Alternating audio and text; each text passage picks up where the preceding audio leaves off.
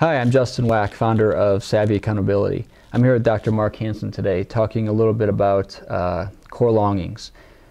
Dr. Hansen, we've talked a little bit about taking care of ourselves and what that looks like. Talk to me about these core longings, these things that every individual experiences and needs in our lives. Core longings are key elements in our lives that we can't live without. Maslow talked about hierarchy of needs, and it's easy for us to talk about what we want. I want this, I want that. I want more peace and happiness in my life. And it's great to want those things. But there are core needs, core longings that each of us have in our lives. I identify 6 that come out of my doctoral program. And that is, the first one is love. The second one is security. The third one is understanding. The fourth one is purpose. The fifth one is significance. And the last one, I use the palm of my hand to describe that one, is belonging. Mm-hmm. And I have a way of remembering those for myself that I use in my retreats. But they're longings that we all have, and it's not about codependency. I need you to understand me, okay, or I need to be significant to you. But they're longings that I be significant to somebody, that somebody understands me, that I feel safe and secure, that I feel loved, that I have a purpose in my life, that I belong. We're beings who are created for community. Humans are created for community and relation. And so we need a place where we can belong and feel a part of. What we have both. We have wants and needs. It's not to dismiss one over the other, but it is to say that wants can be more specific to an individual. You may want to go to Australia. I want to go to Ireland. Mm-hmm. But we both, as human beings, have a need to be loved, to belong, to feel significant, to be understood, safe, and have purpose. So tell me, when we're talking about some of these issues that we deal with Savvy, you know, the online pornography, the online gaming, the online gambling, just these excessive amounts of time spent on social networking sites. I mean, all these things that are starting to pop up that we're seeing because of the internet and some of these great tools that the internet's giving us. It seems that this idea of these core longings, these things that everyone's trying to seek and accomplish in their life, is many times not being met, and yet driving us to some of these other behaviors. Would that be accurate? Absolutely, absolutely. When we feel a need, interestingly enough, the social networking is to bring us together, right? But yet it's virtual. It is not the real thing. It's not you and I sitting here together. This isn't something, you know, where you were typed in and I was brought in, you know, because of technology. You and I are sitting here together. Right. There's a difference between that and the social networking. It's a great tool, but when it is used to replace, you know, I have 400 friends on Facebook, okay? I do not see them on a regular basis. Right. So it's not the same.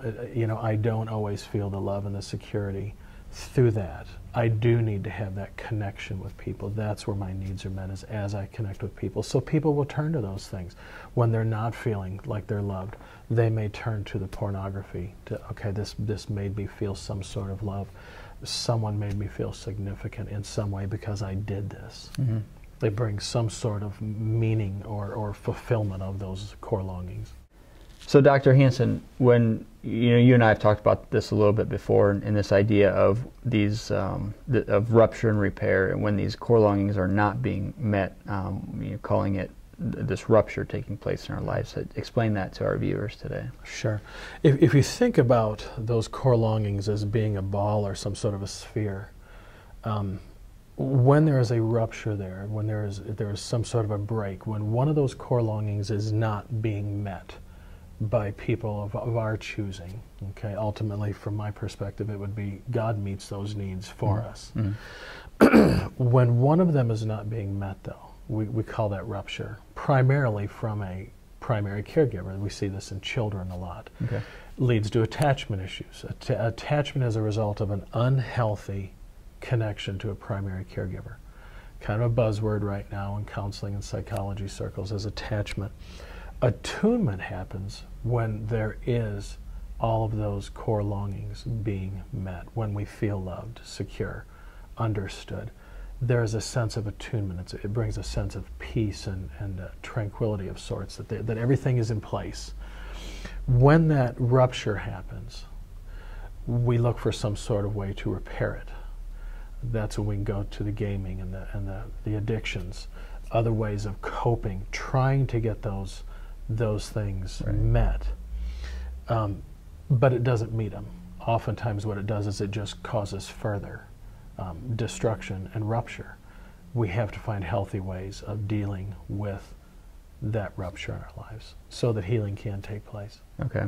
So I can see this pattern of, same with alcohol, same, just any sort of escape from this reality, these struggles that we all face in our everyday life.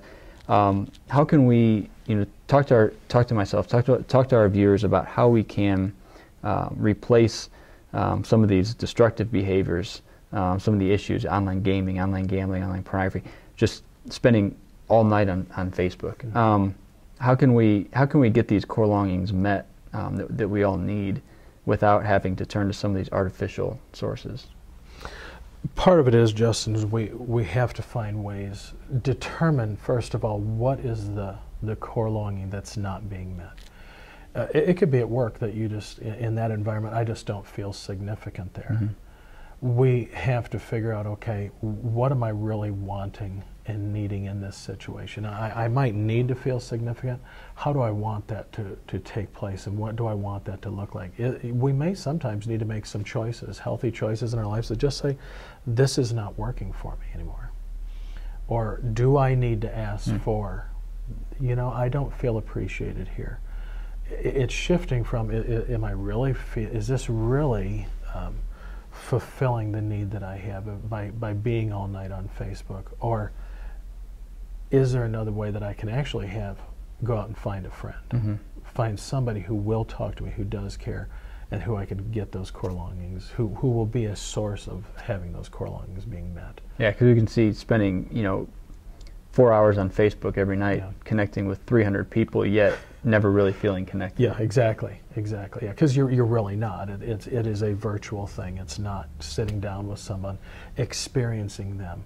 I like sending emails, but how many times have we sent emails only to find out that, well, what did they mean by that? Yeah.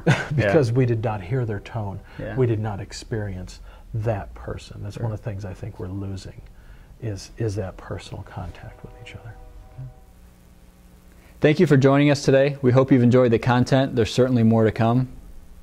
If you find yourself struggling with any of these issues, online pornography, gaming, gambling, isolating in front of Facebook for the entire night, maybe it's an addiction, maybe it's just something you're struggling with, but we invite you to go to the website today, install Savvy Accountability, and find out what it can do for you.